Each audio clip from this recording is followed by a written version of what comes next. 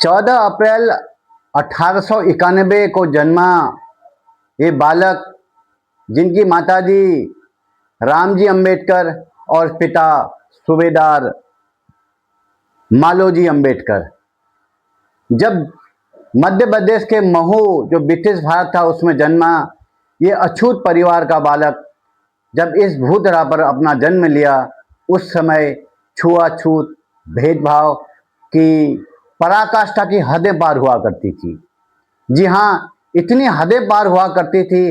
अगर आप उस वक्त का इतिहास पढ़ेंगे, उस वक्त की जो समुची कहानियां पढ़ेंगे, तो आपके पैरों तले जमीन खिसक जाएगी। खास तौर पर अभी इस वक्त की युवा पीढ़ी के लिए कि कितना कठिन परिश्रम जब झेला डॉक्टर भीमराव रामजी अंबेडकर ने, जो संविधान सभा के अध्यक्ष चुने गए, उनकी अध्यक्षताएं में ही भारत का सबसे बड़ा लिखित, भारत का ही नहीं अपितु विश्व का सबसे बड़ा लिखित संविधान 2 वर्ष 11 माह 18 दिन में संपन्न हुआ। जी हाँ, उस वक्त छुआछूत की पराकाष्ठा इतनी ज्यादा थी कि वहां पर छुआछूत और एक दलित परिवार के बच्चे को पढ़ने की अनुमति नहीं थी। बिल्कुल हाँ, सही सुन रहे हैं आप, छुआछूत और दलित परिवार के किसी भी बच्चे को स्कूल में जाने की अनुमति नहीं थी।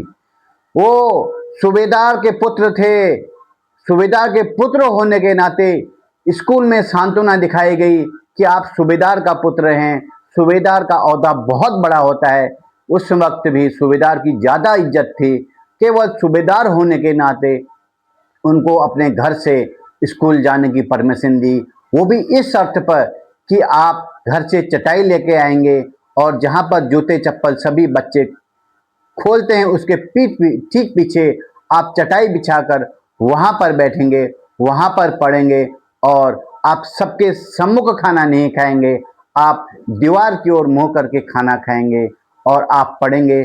ना आप स्कूल का कोई पानी पिएंगे, ना आप बच्चों के साथ खाना खाएंगे, ना आप उन बच्चों के साथ कोई खेल सकते हैं। केवल आप किताब पढ़िए और सीधे घर चलिए। देखिए कितना कठिन परिश्रम झेला होगा डॉक्टर भीमराव अंबेडकर जी ने अपने जीवन काल में, लेकिन वो इस परिश्रम की सबसे महत्वपूर्ण भूमिका, जो परिश्रम की सबसे बड़ी नायिका बताते हैं अपनी माता जी को। जी हाँ, रामजी अंबेडकर जब अपने बच्चे को स्कूल भेज रही थी तो उनको सारा वाकया पता था कि मेरे बच्चे के जीवन में क्या क्या परिश्रम आने वाला है, क्या क्या कठिनाई आने वाली है। तो उन्होंने बच्चे से बोल दिया कि बेटा आपके जीवन में ये कठिनाई आएंगी, आपको समाज, बच्चे ये तंग कसेंगे, ये तंज कसेंगे कि आप उस वक्त आवेश में मत आना, आप उस वक्त अपने गुस्से को कंट्रोल में मत करना और उस वक्त आप ऐसा कोई भी अनैतिक कार्य मत करना जिससे आपकी पढ़ाई बाधित हो सके। अंबेडकर अपनी माताजी से इतने प्रभावित थे कि उन्होंने अपने माताजी के कहे हुए वचनों को अपने हृदय से लगा के रखा और केवल वो चुपचाप पढ़ाई में मन लगा के रखा। जी हाँ, इतना कठिन परिश्रम, इतना घोर संघर्ष करने के बाद बेटे राम जी की जब पढ़ाई पूरी हुई, उस वक्त समाज बहुत नीचे स्तर की सोच से गुजर रहा था। क्यों? क्योंकि समाज, हमारा परिवार यही सिखाता था। लेकिन आज वर्ष 2025 होते होते ये जो सारी छुआछूत है वो लगभग 5% या कहें 2% बचा हुआ है।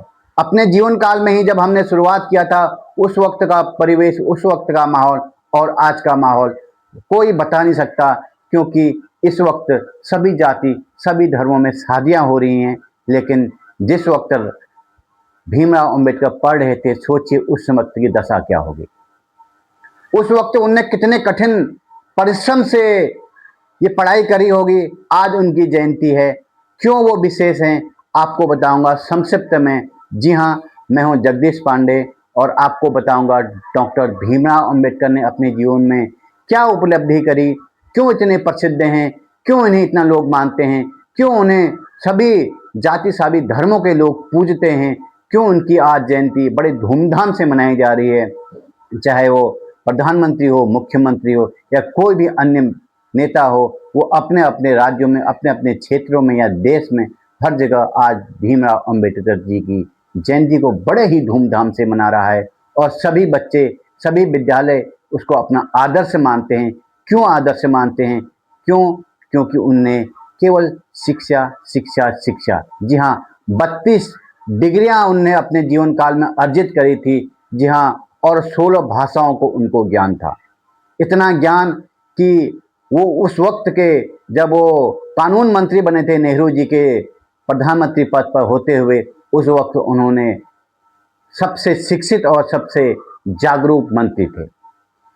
समान नागरिकता संहिता जो इस वक्त की सरकार लाने का ढिढोरा पीटती है, हर जगह पॉम्पलेट छपाकर अपना वाहवाही लूटने की कोशिश करती है, लेकिन भीमराव अंबेडकर जी ने बोल दिया था, उस वक्त उनका लिखित था कि अगर समान नागरिकता संहिता लाएंगे तभी हर समाज का विकास हो पाएगा, क्योंकि महिलाओं के आगे न होने के कारण हमारा समाज आगे नहीं बढ़ पाएगा। जब तक हम समूचे महिलाओं को आगे बढ़कर नहीं ले जाएंगे, तब तक समाज की उन्नति संभव नहीं है। जी हाँ, लेकिन जवाहरलाल नेहरू जी से उनकी राजनीतिक कशमकश बढ़ती गई और उनने अपने कानून मंत्री पद से इस्तीफा दे दिया। क्यों? क्योंकि उन्होंने समान नागरिकता संहिता बिल पास नहीं किया था। उनकी जिद थी, जी हाँ, उनकी जिद थी कि आप समान नागरिकता संहिता बिल लाइए। और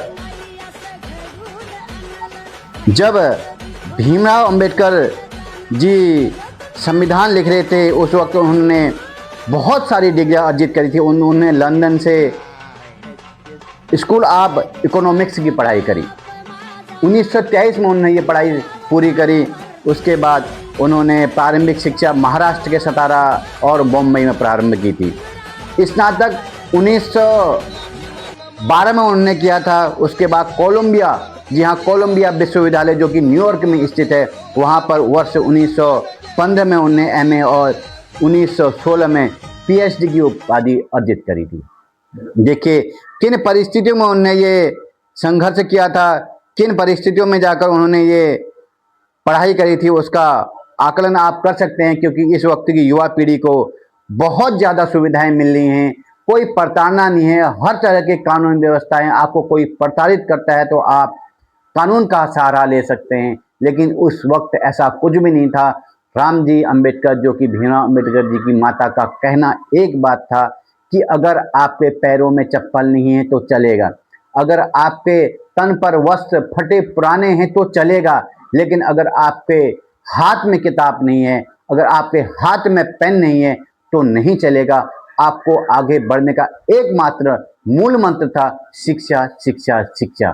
अगर आपने शिक्षा को ग्रहण कर लिया तो आप बहुत ऊंचा मुकाम पा लेंगे और ये छुआछूत की भावनाओं को, छुआछूत की पराकाष्ठा को कम करने के लिए आप आगे अग्रसर हो सकते हैं। जी हाँ, जिस वक्त उन्होंने कानून मंत्री का पद संभाला, 9 भाषाओं में वो बहुत निपुण थे।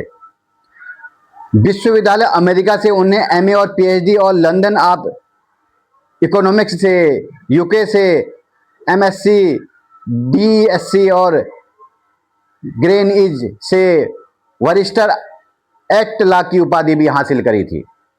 डॉक्टर भीमराव अंबेडकर ने जो अपने जीवन काल में किया वो कोई नहीं कर सकता।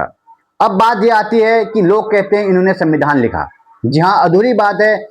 भारतीय संविधान लिखने में 2 वर्ष 11 माह 18 दिन लगे, ये सत्य है, लेकिन मुख्य भूमिका अंबेडकर जी की है, ये भी सत्य है। लेकिन संविधान को अंतिम मसौदा के तौर पर तैयार करने के लिए बहस का नेतृत्व उन्होंने किया था। संविधान सलाहकार जो थे बीएन राव, जी हाँ, भारतीय संविधान के संविधान सलाहकार जो थे बीएन राव जी थे। और लिखा किसने? सुलेखन जो अंग्रेजी भाषा में किया था वो प्रेम बिहारी नारायण राजजादा, जी हाँ, उन्होंने इंग्लिश में इसको लिखा था।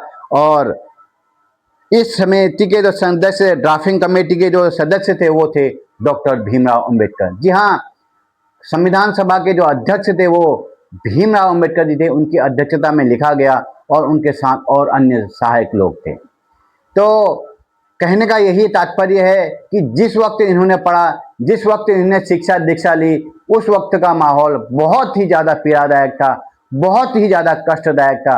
उन परिस्थितियों को हराकर ये भीमराव अंबेडकर आज इतने बड़े उपाधि लिए बैठे हैं, इतने बड़े उन्होंने अपना नाम अर्जित किया है। ये हमें सब लोगों के लिए प्रेरणा स्रोत है, क्योंकि आजकल की युवा पीढ़ी अक्सर देखने में आ रही है, हर सुख सुविधाएं होने के बावजूद भी पढ़ने लिखने के नाम पर नशा, चोरी, डकैती और अन्य रास्ते अपना रहे हैं।